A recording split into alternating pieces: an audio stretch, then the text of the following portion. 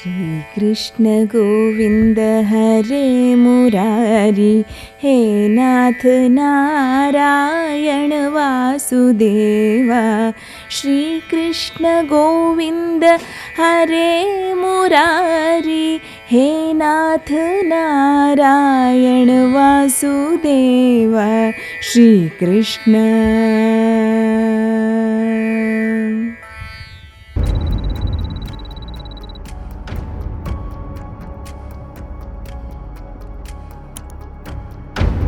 ಮಹಾರಾಷ್ಟ್ರದ ಸೋಲಾಪುರ ಜಿಲ್ಲೆಯ ಚಂದ್ರಭಾಗಾ ನದಿ ದಂಡೆಯಲ್ಲಿರುವ ವಿಶ್ವವಿಖ್ಯಾತ ತೀರ್ಥಕ್ಷೇತ್ರ ಪಂಢರಾಪುರ. ವಿಠೋಬಾ ಮಂದಿರ ಅಂತ ಹೇಳಿಯೇ ಖ್ಯಾತಿಯನ್ನ ಪಡೆದಿರುವಂತಹ ಈ ಕ್ಷೇತ್ರದಲ್ಲಿ ಶ್ರೀ ವಿಠ್ಠಲ ಹಾಗೂ ರುಕ್ಮಿಣಿಯರನ್ನ ಸ್ಥಾಪಿಸಿ ಪೂಜಿಸ್ತಾರೆ. ಪಂಢರಾಪುರ ವಿಠೋಬನ ನಿವಾಸ. ವಿಠೋಬಾ ಅಂತ ಹೇಳಿದ್ರೆ ಕೃಷ್ಣ ಹಾಗೂ ವಿಷ್ಣುವಿನ ಸಂಶ್ಲೇಷಣೆ ಅಥವಾ ಸಮನ್ವಯ. ಪಂಢರಾಪುರ ವಿಠಲ ವಾರಕರಿ ಜನಾಂಗದ ಆರಾಧ್ಯ ದೈವ. ಆಷಾಢ ಏಕಾದಶಿಯ ಸಮಯ ಅಂದ್ರೆ ಜೂನ್ ಹಾಗೂ ಜುಲೈ ತಿಂಗಳಿನಲ್ಲಿ ಮತ್ತು ಕಾರ್ತಿಕ ಏಕಾದಶಿಯ ಸಮಯ ಅಂದ್ರೆ ನವೆಂಬರ್ ತಿಂಗಳಿನಲ್ಲಿ ಈ ವಾರಕರಿ ಜನಾಂಗದವರು ಗುಂಪು ಗುಂಪಾಗಿ ಪಾದಯಾತ್ರೆಯ ಮೂಲಕ ಪಂಢರಾಪುರಕ್ಕೆ ಹೋಗಿ ದೇವರ ದರ್ಶನವನ್ನ ಮಾಡುವಂಥದ್ದು ಇಲ್ಲಿನ ವಿಶೇಷತೆ. ಈ ದಿನ ಪಂಢರಾಪುರದಲ್ಲಿ ಹಬ್ಬದ ಸಂಭ್ರಮ. ಯಾತ್ರಾರ್ಥಿಗಳು ಸಂಗೀತ ಭಜನೆಯೊಂದಿಗೆ ಡೋಲು, ವಾದ್ಯ, ತಾಳ, ಮೃದಂಗ ಹೀಗೆ ಹಲವಾರು ಪಕ್ಕವಾದ್ಯಗಳನ್ನು ಬಳಸುತ್ತಾ 250 ಕಿಲೋಮೀಟರ್ ಕಾಲ್ನಡಿಗೆಯಲ್ಲಿ ಕೈಗೊಳ್ಳುವ ಈ ಯಾತ್ರೆ ಅತ್ಯಂತ ಭಕ್ತಿ ಪರವಶವಾಗಿ ಕಂಗೊಳಿಸುತ್ತದೆ. ವಾರೆ ಅಂತ ಹೇಳಿದ್ರೆ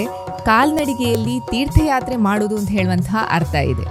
ಅದರಲ್ಲೂ ಪಂಢರಾಪುರಕ್ಕೆ ತೀರ್ಥಯಾತ್ರೆ ಮಾಡುವವರನ್ನಷ್ಟೇ ವಾರಿ ಅಂತ ಹೇಳಿ ಕರೀತಾರೆ. ಆಷಾಢ ಏಕಾದಶಿ ಹಾಗೂ ಕಾರ್ತಿಕ ಏಕಾದಶಿಯ ದಿನ ಪಂಢರಾಪುರಕ್ಕೆ ಕಾಲ್ನಡಿಗೆಯಲ್ಲಿ ತೀರ್ಥಯಾತ್ರೆ ಮಾಡೋದ್ರಿಂದಲೇ ಇವರಿಗೆ ವಾರಕರಿ ಜನಾಂಗದವರು ಅಂತ ಹೇಳುವಂತಹ ಹೆಸರು ಬಂದಿದೆ. ಮೋಲ್ಸ್ವರ್ತ್ನ ಮರಾಠಿ ಇಂಗ್ಲಿಷ್ ಡಿಕ್ಷನರಿಯಲ್ಲಿ ವಾರಿ ಅಂತ ಹೇಳುವ ಪದಕ್ಕೆ ಪ್ರತಿ ತಿಂಗಳು ಅಥವಾ ವಾರ್ಷಿಕವಾಗಿ ಯಾವುದಾದರೂ ಪುಣ್ಯಕ್ಷೇತ್ರಕ್ಕೆ ನಿರಂತರ ಯಾತ್ರೆಯ ಅಭ್ಯಾಸ ಅಂತ ಹೇಳುವಂತಹ ಅರ್ಥವನ್ನ ನೀಡಿರ್ತಾರೆ. ಈ ಜನಾಂಗದವರು ತಮ್ಮದೇ ವಿಶೇಷ ವಸ್ತ್ರವನ್ನ ಧರಿಸಿ ಯಾತ್ರೆಯಲ್ಲಿ ಪಾಲ್ಗೊಳ್ತಾರೆ. ಪಂಚೆ, ಅಂಗಿ, ತಲೆ ಮೇಲೆ ಟೊಪ್ಪಿ, ಹೆಗಲಿಗೆ ಕೇಸರಿ ಶಲ್ಯ ಹಾಗೂ ಕೈಯಲ್ಲಿ ತಂಬೂರಿ ಅಥವಾ ತಾಳವನ್ನ ಹಿಡಿದಿರುವಂಥದ್ದು ಈ ಜನಾಂಗದವರ ವಿಶೇಷ ಗುರುತು. ಈ ಯಾತ್ರೆ ಪ್ರಪಂಚದ ಅತ್ಯಂತ ಪುರಾತನ ಹಾಗೂ ಅತ್ಯಂತ ದೊಡ್ಡ ಮಾನವ ಯಾತ್ರೆ ಅಂತ ಹೇಳುವ ಹಿರಿಮೆಗೂ ಪಾತ್ರವಾಗಿದೆ. ಅಷ್ಟು ಮಾತ್ರವಲ್ಲ, ಲಂಡನ್ನ ವರ್ಲ್ಡ್ ಬುಕ್ ಆಫ್ ರೆಕಾರ್ಡ್ಸ್ನಲ್ಲಿ one of the most visited places in a day ಅಂತ ಹೇಳಿ ಉಲ್ಲೇಖ ಮಾಡಿ ಗೌರವಿಸಲಾಗಿದೆ. ಪಂಢರಾಪುರವನ್ನ ಭಾರತದ ದಕ್ಷಿಣ ಕಾಶಿ ಅಂತ ಹೇಳಿ ಕರೀತಾರೆ. ಪಂಢರಾಪುರ ವಿಠಲ ಮಹಾರಾಷ್ಟ್ರದವರಿಗೆ ಕುಲದೇವರು. ಇಲ್ಲಿನ ವಿಠಲನ ಮೂರ್ತಿ ಕಪ್ಪು ಬಣ್ಣದಿಂದ ಕೂಡಿದ್ದು ತನ್ನ 2 ಕೈಗಳನ್ನ ಸೊಂಟದ ಮೇಲೆ ಇರಿಸಿದ್ದಾನೆ ಹಾಗೂ ತನ್ನ 2 ಕಿವಿಗಳಿಗೆ ಮೀನಿನ ಕಿವಿಯೋಲೆಯನ್ನ ಧರಿಸಿದ ಯುವಕ ನಿಂತಿರುವ ಹಾಗೆ ಕಾಣ್ತದೆ. ಅದೆಲ್ಲ ಸರಿ, ಆದ್ರೆ ಈ ವಿಠಲನ ಕಿವಿಯಲ್ಲಿ ಮೀನಿನ ಕಿವಿಯೋಲೆ ಯಾಕೆ ಅಂತ ಹೇಳಿ ಕುತೂಹಲ ಮೂಡಿ ಅದನ್ನ ಅನ್ವೇಷಣೆ ಮಾಡ್ತಾ ಹೋದ ಹಾಗೆ ಅದರ ಹಿಂದೆ ಒಂದು ಭಕ್ತನ ಕತೆ ಇದೆ ಅಂತ ಹೇಳುವಂಥದ್ದು ತಿಳಿಯಿತು. ಒಮ್ಮೆ ಒಬ್ಬ ಬಡ ಮೀನುಗಾರ ವಿಠಲನ ದರ್ಶನಕ್ಕೆ ಅಂತ ಹೇಳಿ ದೇವಸ್ಥಾನಕ್ಕೆ ಬರ್ತಾನೆ.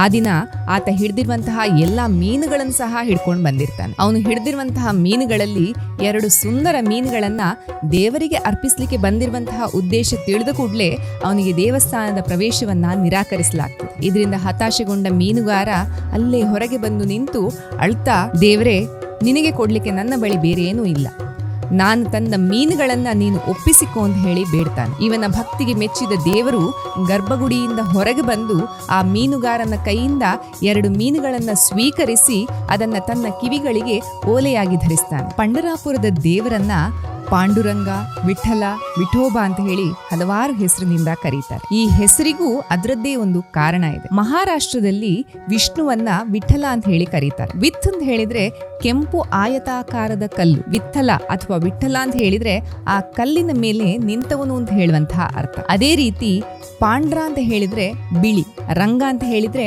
ಬಣ್ಣ.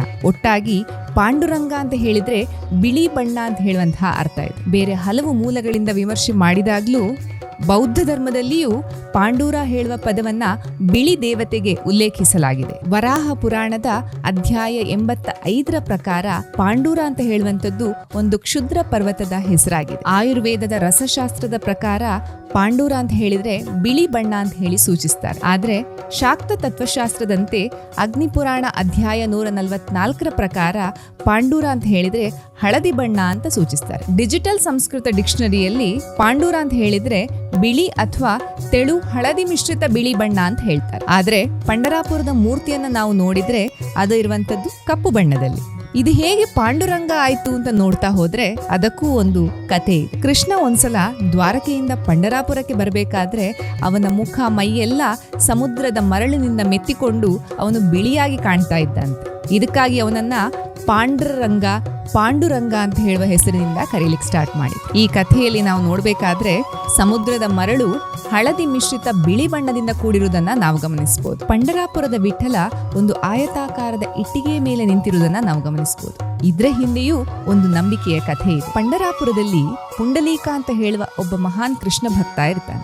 ಇವನನ್ನ ನೋಡ್ಲಿಕ್ಕೆ ಅಂತ ಹೇಳಿ ಸ್ವತಃ ಕೃಷ್ಣ ಪಂಡರಾಪುರಕ್ಕೆ ಬರುವಂತಹ ಸಂದರ್ಭದಲ್ಲಿ ಈ ಪುಂಡಲೀಕ ತನ್ನ ತಂದೆ ತಾಯಿಯರಿಗೆ ಊಟ ಬಡಿಸ್ತಾ ಇರ್ತಾನೆ. ಕೃಷ್ಣನನ್ನ ಬಾಗಿಲಲ್ಲಿ ಕಂಡ ತಕ್ಷಣ ಪುಂಡಲೀಕ ಓಡಿ ಹೋಗಿ ಕೃಷ್ಣನ ಕಾಲಿಗೆ ಮಣ್ಣಾಗಬಾರ್ದು ಅಂತ ಹೇಳಿ ಒಂದು ಇಟ್ಟಿಗೆಯನ್ನ ನೀಡಿ ಅದರ ಮೇಲೆ ನಿಲ್ಲುವಂತೆ ತಿಳಿಸಿ ತನ್ನ ತಂದೆ ತಾಯಿಯರ ಸೇವೆಯನ್ನ ಮಾಡಿ ನಂತರ ಬಂದು ನಿನ್ನನ್ನ ಭೇಟಿ ಆಗ್ತೇನೆ ಅಂತ ಹೇಳ್ತಾನೆ. ಈತನ ಮಾತಾ ಪಿತೃ ಸೇವೆಯಿಂದ ಸಂತುಷ್ಟನಾದ ಕೃಷ್ಣ ಅವನಿಗೆ ಒಂದು ವರವನ್ನ ಬೇಡುವಂತೆ ಹೇಳ್ತಾನೆ. ಈ ಸಂದರ್ಭದಲ್ಲಿ ಪುಂಡಲೀಕ ಕೃಷ್ಣನನ್ನ ಪಂಡರಾಪುರದಲ್ಲಿ ನೆಲೆಯಾಗಿ ತನ್ನ ಭಕ್ತರನ್ನ ಸಲಹುವಂತೆ ಬೇಡಿಕೊಳ್ತಾನೆ. ಇದಕ್ಕೆ ಒಪ್ಪಿದ ಕೃಷ್ಣ ವಿಠೋಬನಾಗಿ ಪಂಡರಾಪುರದಲ್ಲಿ ನೆಲೆಯಾದ ಅಂತ ಹೇಳುವಂತಹ ನಂಬಿಕೆ ಇದೆ. ಈ ದೇವಸ್ಥಾನದ ಮುಖ್ಯ ದ್ವಾರ ಚಂದ್ರಭಾಗಾ ನದಿಗೆ ಅಭಿಮುಖವಾಗಿದೆ ಹಾಗೂ ಮುಖ್ಯ ದ್ವಾರದಲ್ಲಿ ನಾಮದೇವ ಅಂತ ಹೇಳುವ ಭಕ್ತನ ಸಮಾಧಿ ಇದೆ. ಈ ಸಮಾಧಿಯನ್ನ ಸ್ಪರ್ಶಿಸಿ ಮುಂದೆ ಹೋಗ್ಬೇಕಾದ್ರೆ ಒಂದು ಗಣೇಶನ ಮಂದಿರ ಸಿಗ್ತದೆ. ಇದರಿಂದ ಸ್ವಲ್ಪ ಮೇಲೆ ಹೋಗ್ಬೇಕಾದ್ರೆ ಹನುಮಾನ್ ಹಾಗೂ ಗರುಡನ ಮಂದಿರ ಸಿಗ್ತದೆ. ಮತ್ತು ಮುಂದಕ್ಕೆ ಹೋದಾಗ ನಮಗಾಗುವಂತದ್ದು ವಿಠಲನ ದರ್ಶನ. ಈ ದೇವಸ್ಥಾನದಲ್ಲಿ ದೇವರ ಪಾದ ಸ್ಪರ್ಶ ಮಾಡಲಿಕ್ಕೆ ಪ್ರತ್ಯೇಕ ಸಾಲಿನ ವ್ಯವಸ್ಥೆಯೂ ಇರುತ್ತದೆ. ಈ ದೇವಾಲಯದಲ್ಲಿ ರುಕ್ಮಿಣಿ ದೇವಿ, ಸತ್ಯಭಾಮಾದೇವಿ, ರಾಧಿಕಾದೇವಿ, ವೆಂಕಟೇಶ್ವರ, ಗಣೇಶ, ಅನ್ನಪೂರ್ಣಾದೇವಿ, ದೇವಿ ಮಹಾಲಕ್ಷ್ಮಿ, ನಾಗರಾಜ ಹೀಗೆ ಅನೇಕ ದೇವರನ್ನ ಪೂಜಿಸಲಾಗ್ತದೆ. ಈ ದೇವಾಲಯವನ್ನ ಕ್ರಿಸ್ತಶಕ 1108ರಿಂದ 1152 ಸಮಯದಲ್ಲಿ ಹೊಯ್ಸಳದ ರಾಜ ವಿಷ್ಣುವರ್ಧನ ನಿರ್ಮಿಸಿದ್ದಾನೆ ಅಂತ ಹೇಳುವಂತಹ ದಾಖಲೆ ಇದೆ. 12 ಹಾಗೂ 13ನೇ ಶತಮಾನದ ಕೆಲವೊಂದು ಕುರುಹುಗಳು ಈ ಕಟ್ಟಡದಲ್ಲಿ ಸಿಕ್ಕಿದ್ರೂ ಸಹ ಈಗಿನ ಮುಖ್ಯ ಕಟ್ಟಡ 17ನೇ ಶತಮಾನದಲ್ಲಿ ನಿರ್ಮಿಸಲಾಗಿದೆ ಅಂತ ಹೇಳಿ ವಿಶ್ಲೇಷಿಸ್ತಾರೆ. ಅಫ್ಜಲ್ ಖಾನ್ ದೇವಾಲಯದ ಧ್ವಂಸಕ್ಕೆ ಪ್ರಯತ್ನ ಮಾಡಬೇಕಾದ್ರೆ ದೇವರ ಗರ್ಭಗುಡಿಯ ಭಾಗವನ್ನ ಆಗಿನ ಮುಖ್ಯ ಬ್ರಾಹ್ಮಣ ಪುರೋಹಿತರು ರಕ್ಷಿಸಿದ್ರು ಅಂತ ಹೇಳ್ತಾರೆ. ವಿಠಲ ನಾಮ ಜಪಿಸಿರು ಅಂತ ಹೇಳಿ ನಮ್ಮ ಹಿರಿಯರು ಹೇಳ್ತಾರೆ. ಈ ವಿಠಲ ನಾಮದಿಂದ ಏನು ಪ್ರಯೋಜನ ಅಂತ ಹೇಳಿ ಒಂದು ವೈಜ್ಞಾನಿಕ ಸಂಶೋಧನೆಯೇ ನಡೆದು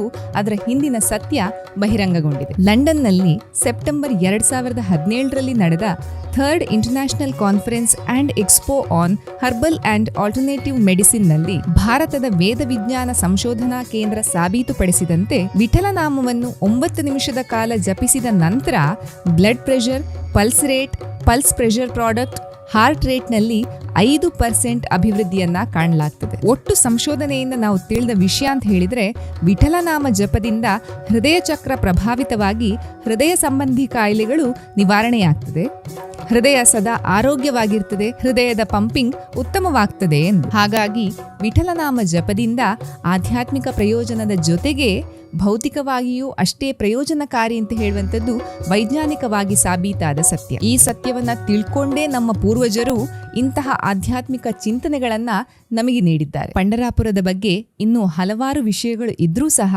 ಹೆಚ್ಚಾಗಿ ತಿಳಿಯದ ವಿಷಯವನ್ನ ಹೊರಗೆ ತೆಗೆದು ನಿಮ್ಮೊಂದಿಗೆ ಹಂಚಿಕೊಳ್ಳುವ ಪ್ರಯತ್ನವನ್ನ ಮಾಡಿದ್ದೇವೆ. ಅಷ್ಟೇ ಅಲ್ಲದೆ ನಮ್ಮ ಒಬ್ಬ ಸಬ್ಸ್ಕ್ರೈಬರ್ ಪಂಡರಾಪುರದ ಬಗ್ಗೆ ವಿಡಿಯೋ ಮಾಡಿ ಅಂತ ಹೇಳಿ ಪ್ರೀತಿಯಿಂದ ಕೇಳ್ಕೊಂಡದ್ದು ಈ ವಿಡಿಯೋವನ್ನ ಮಾಡಲಿಕ್ಕೆ ಸ್ಫೂರ್ತಿಯಾಯಿತು. ನಿಮಗೂ ಈ ವಿಡಿಯೋ ಇಷ್ಟ ಆಗಿದ್ದಲ್ಲಿ please like, share and subscribe.